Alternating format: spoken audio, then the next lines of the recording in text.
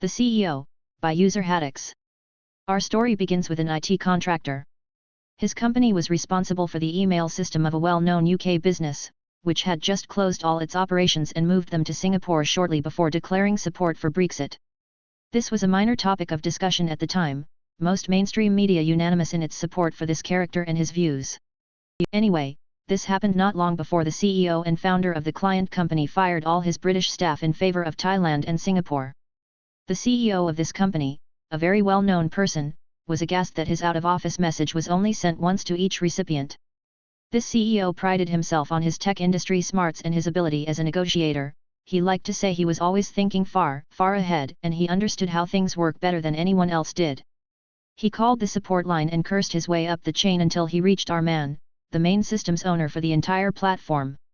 Our man explained, or tried to, that it was working as intended, and the reasons why it was working like this, but our man was just a small person and anyone with vision would know all messages need a response. Mr. CEO, winner of multiple innovation awards, reached our CTO. Our CTO sent Mr. CEO a waiver to sign, which stated he was solely liable for any consequences, that he reads and understands the potential effects, which were listed. Our man protested, saying this cannot be what he really wants, but the CTO said and it is what he has asked for. You will learn, in time, that you cannot say no to these people. They know best, until they learn otherwise. What you can do, is help them learn otherwise. Mr. CEO had, of course, won. This was his latest example of understanding better than everyone else. This was in late October. December 28, Mr. CEO calls our CTO's emergency line, at home, screaming down the phone. Why is email broken? Why won't it sync? Why does he have 50,000 messages? Why can't he find any mail he was expecting from important people?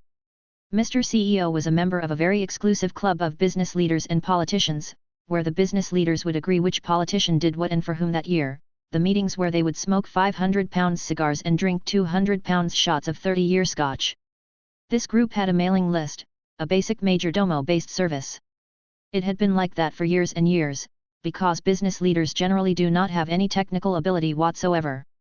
Emails were sent to the major domo bot, which would replicate them to all members. In this way, membership was centrally managed and nobody got everyone else's email addresses. The exchange went a bit like this. Mr. Corporate Bigwig, Major Domo, Merry Christmas all.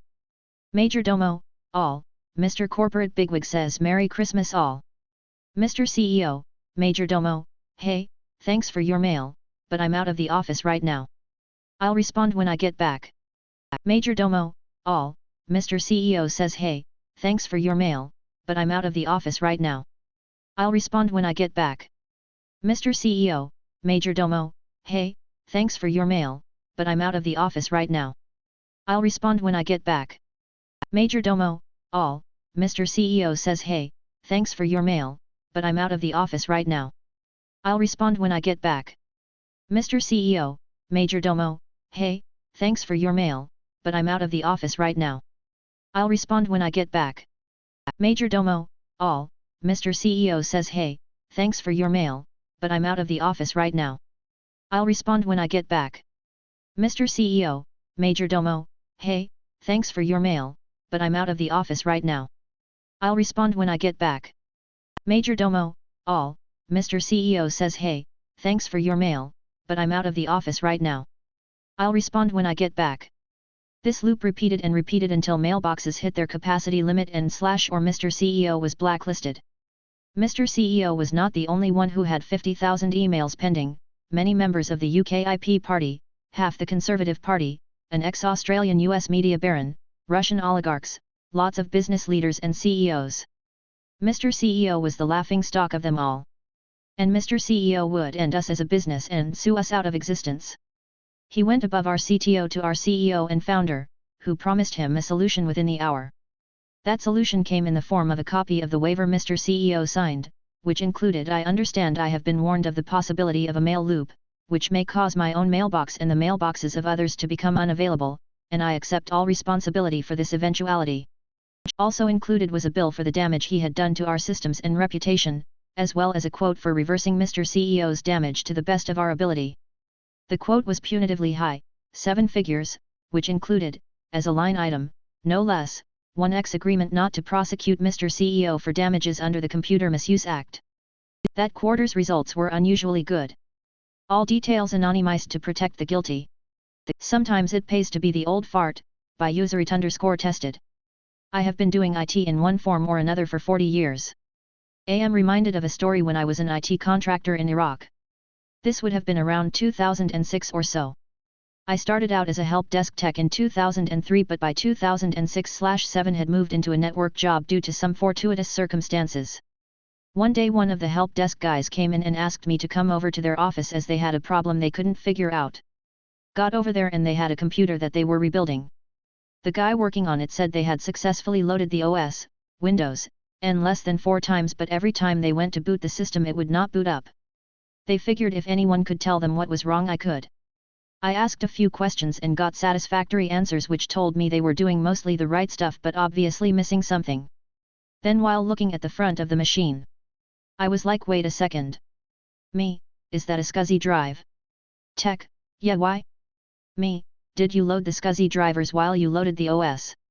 Tech, well shit. Me, yep. You gotta do that or it isn't going to work. The tech doing the work knew but had forgotten.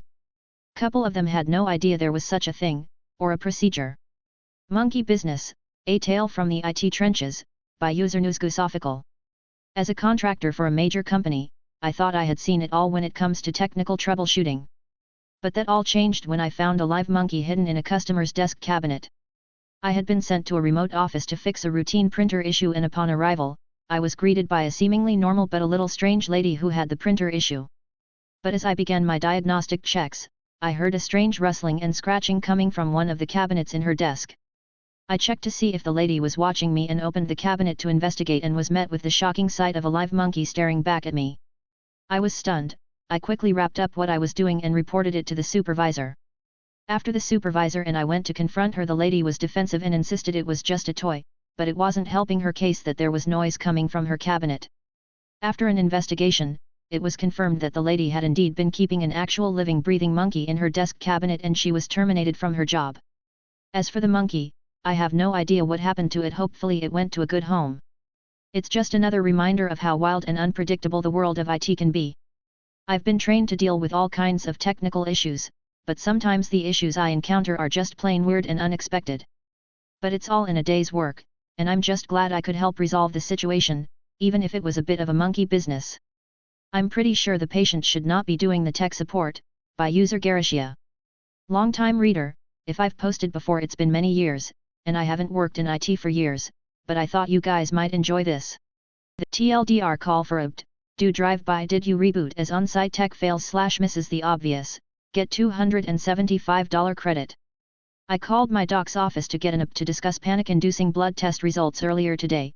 You'd think after so many years being around IT I'd know better than to take Dr. Google's word for anything medical, but I digress, and the receptionist, henceforth R, keeps putting the phone down to talk to someone else.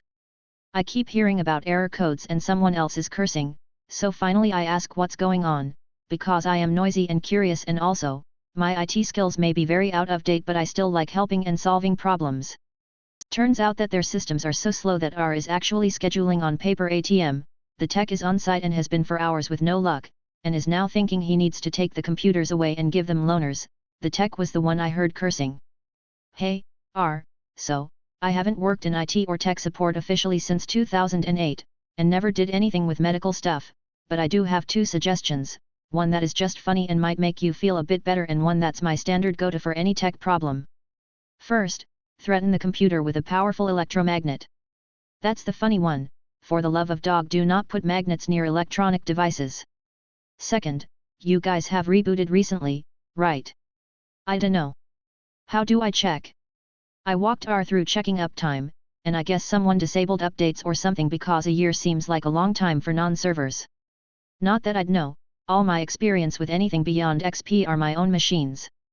The tech had wandered off somewhere while I was on the phone, so R was able to check all the machines but one. That one the tech had disassembled for some reason. Mostly I was just surprised that the tech hadn't just started with reboot the machine. That's still step 1, right? R went ahead and rebooted one, and was thrilled when it came up and was working much better. I scheduled my opt and R put me on hold to go do something. He just said I needed to stay on hold for a bit, it was important. Lo and behold, the main doc, who used to be mine and was my mom's, and yet, I've been with this practice for 15 years, the main doc pronounced my mom's death, I love these docs, comes on, and tells me that she's given me a month's credit for fixing their computers. She even offered me a job, and I explained that while I'd love one, I know enough to know that I don't know about HIPAA and backups and medical charting software. Thanks to you guys here for teaching me this stuff and entertaining stories. I did suggest that rebooting their machines was a stopgap. It seemed odd to me that all their machines would get so slow all on the same day, and there was likely something else going on, but that I didn't know enough to know what. Oh, and the credit, that's $275. Not bad for something I learned so long ago I don't remember learning it. Windows 3.1? 95? Back when dinosaurs didn't have feathers and were cold-blooded and everyday users had seen command prompts. I am famous for my time travel abilities, by user Want Debian thinks. It was August, as I am sure all three-dimensional creatures with an understanding of the subjective experience of linear time would agree. I had started with the company in March. I know because I was there when it happened. At Dollar Truck, as a part of the 10 to 30 years of technical debt, we had many staff who were running Windows 7 and quite a few were running 32-bit OSES. As you can imagine, this made many people very upset. One staff member had the right combination of importance, frustration, and knowing who to complain to get bumped up the priority list.